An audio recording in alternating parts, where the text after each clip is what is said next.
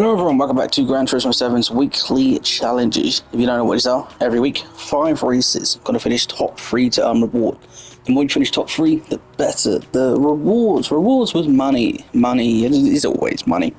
I did get a 6-star roulette ticket for completing the daily mileage, so I'm not going to complain about that. I got a meal from it, so that's all good. Not complaining there.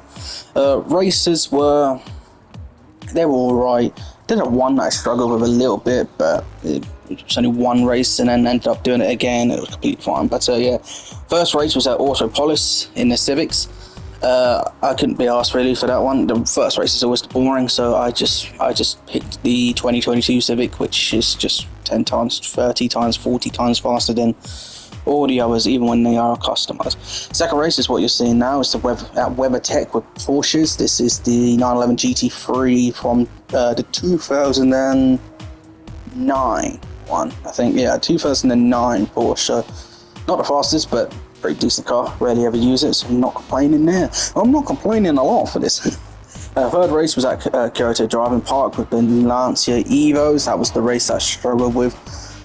Took the Lancia that you've seen, I use it loads of times, took that one around the track, finished 4th, like 2 seconds behind 3rd, which was a pain in the ass, but yeah, went back, added a couple more upgrades to it, and then nitro, but yeah, I made the car more lighter, added a crankshaft and a better turbocharger, and yeah, we ended up winning.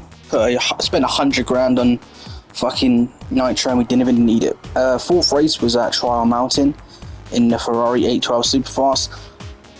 That is where I'm not fucking complaining.